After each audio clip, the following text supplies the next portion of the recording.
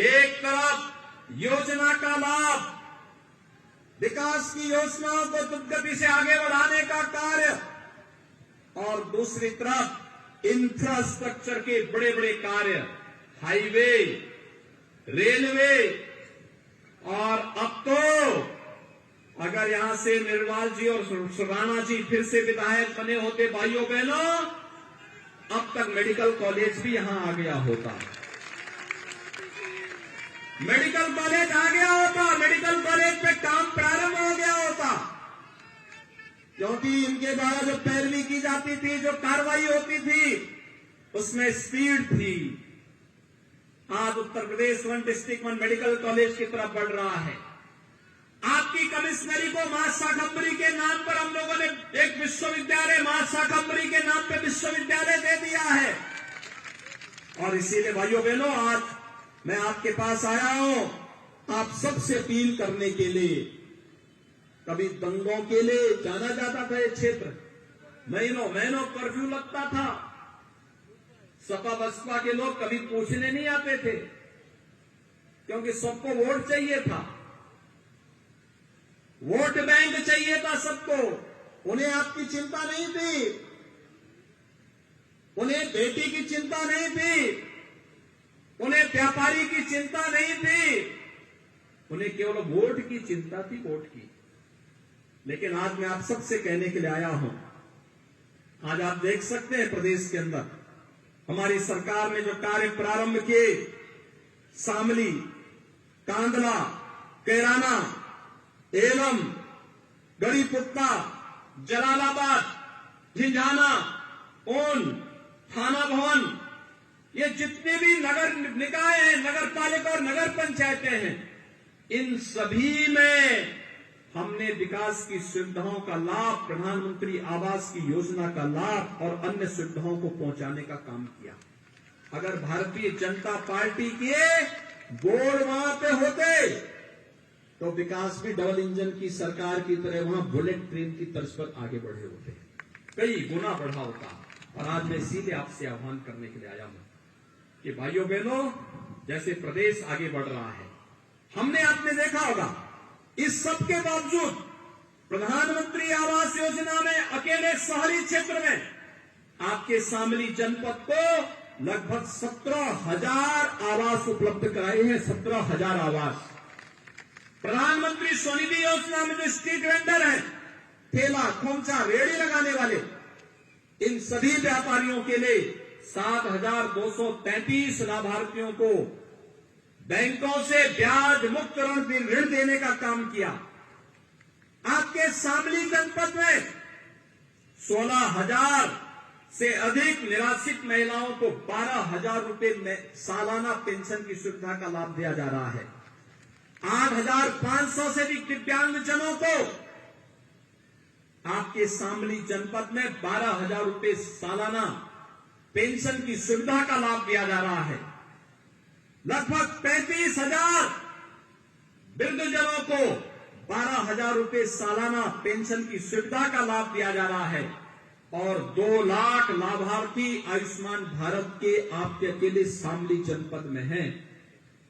भाइयों बहनों, चाहे वह स्वच्छ भारत मिशन हो, अमृत मिशन हो, मुख्यमंत्री नगर सृजन योजना हो, दीनदयाल उपाध्याय राष्ट्रीय आजीविका मिशन हो, कान्हा गौशाला हो, पंडित दीनदयाल उपाध्याय आदर्श नगर पंचायत योजना हो, या अंत्येष्टि स्थल, इसका लाभ शामली जनपद को भरपूर रूप से देने का काम किया गया है। और इसीलिए आज मैं आपके बीच में आया हूं आपसे अपील करने के लिए। 6 वर्ष पहले दंगों की आग और कर्फ्यू का कफन, न बेटी सुरक्षित, न माताओं का सम्मान, तुष्टीकरण की राजनीति और पलायन का दर्द, यही शामली की पहचान बन चुकी थी।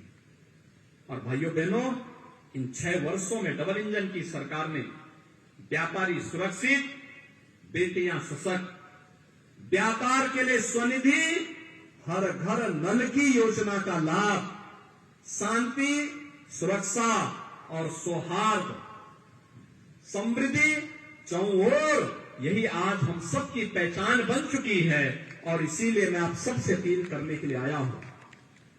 आप सबसे मुझे ये अपील करना है, आखिर हम अपने युवाओं को कैसी सुविधा चाहते हैं, कैसा चाहते हैं, कैसे युवा चाहते हैं? हमारे युवाओं के हाथों में तमंचे होने चाहिए या टैबलेट होने चाहिए? हमें गोलियों की आवाज वाली गलियां चाहिए या भजन गंगा बजने वाली गलियां चाहिए? हमें रंगदारी वसूलने वाले गुंडे चाहिए या फिर सरकार की योजना को स्वनिधि के माध्यम से व्यापारी तक पहुंचाने वाले जनप्रतिनिधि चाहिए? सौदों का आतंक चाहिए या सेफ सिटी चाहिए? सड़ांध मारती हुई गलियां चाहिए या स्मार्ट सिटी जैसे स्वच्छ और सुंदर नगर चाहिए? ये आपको तय करना है। और इसलिए भाइयों बहनों, मैं विश्वास के साथ कह सकता हूं कि शामली ने जो तय किया है, आपने जो कहा 6 वर्ष पहले जो मैंने कहा था, हमने वो करके दिखाया। कैराना का विस्तार कर दिया है। आज कैराना से पलायन नहीं होता है। मैं गया था कैराना में स्वयं, वहां एक 6-7 वर्ष की बेटी मुझसे मैंने पूछा, मैंने कहा बेटी सुरक्षित हो? उसने कहा एकदम सुरक्षित है। मैंने कहा स्कूल जाने में डर तो नहीं लगता? कहा डर कैसे लगेगा जब हमारे बाबा जो है मुख्यमंत्री हैं। तो सचमुच मुझे बहुत अच्छा लगा, एक बेटी इस विश्वास के साथ कह रही है। और तब भाइयों बहनों, मैंने विश्वास के साथ कहा था कैराना का विस्तार होना ही चाहिए। भाइयों बहनों, मैं आज इसीलिए आपसे कहने के लिए आया हूं, हमें युवाओं के हाथ में टैबलेट होने चाहिए। इसीलिए 2 करोड़ युवाओं को टैबलेट देने का काम कर रहे हैं। हमारे मंदिरों में और हमारे गांवों में, शहरों में भजन संध्या के कार्यक्रम होने चाहिए। मुख्यमंत्री पर्यटन संवर्धन योजना के अंतर्गत हर तीर्थ स्थल के सुंदरीकरण के कार्यक्रम को हमने एक नई व्यवस्था के साथ जोड़ा है। आज रंगदारी कोई वसूल नहीं कर सकता व्यापारियों से। आज हम स्वनिधि योजना का लाभ देने का काम कर रहे हैं। आज भाइयों बहनों, सौदों का आतंक नहीं, आज तो स्वनिधि योजना का लाभ हम दे रहे हैं। और सेफ सिटी आज प्रदेश के अंदर पहचान बन रही है। और इसीलिए मैं आपसे कहने के लिए आया हूं, नो दंगा नो कर्फ्यू यूपी में, यानी नो कर्फ्यू नो दंगा, यूपी में सब चंगा। नो कर्फ्यू नो दंगा, यूपी में चंगा है ना? अब कर्फ्यू नहीं, कांवड़ यात्रा निकल रही है ना, खुश है ना? एक कर्फ्यू लगाने वाले भी आए होंगे आपके यहां चुनाव में वोट मांगने के लिए, आएंगे, गिड़गिड़ाएंगे। इनकी बातों में विश्वास मत करना। याद करना, आज जब कोई भर्ती निकलती है, शामली के भी नौजवान उसमें भर्ती होते हैं। पुलिस की भर्ती हो, शिक्षक की भर्ती हो, Uttar Pradesh public service commission का हो, अधीनस्थ सेवा चयन आयोग का हो, शामली का नौजवान भी आता था। इससे पहले शामली और मुजफ्फरनगर के किसी नौजवान की भर्ती नहीं होती थी। 2017 के पहले नहीं होती थी। और इसी प्रक्रिया में आपसे कहने के लिए आया हूं, जो माफिया, जो अपराधी धमकी देते थे, आज आप देख रहे होंगे उनका कोई 2 बूंद आंसू बहाने वाला भी नहीं कोई है, सब गायब। मैं इसलिए आगे नहीं बोल रहा हूं, कहीं हो न जाए फिर कुछ। इसलिए भाइयों बहनों, मैं आप सबसे आह्वान करने के लिए आया हूं, अब यूपी में कोई माफिया रंगदारी नहीं वसूल कर सकता। उत्सव मनाए जाते हैं, अब उपद्रव नहीं, उत्सव प्रदेश है हमारा। अब माफिया नहीं, महोत्सव का प्रदेश है हमारा।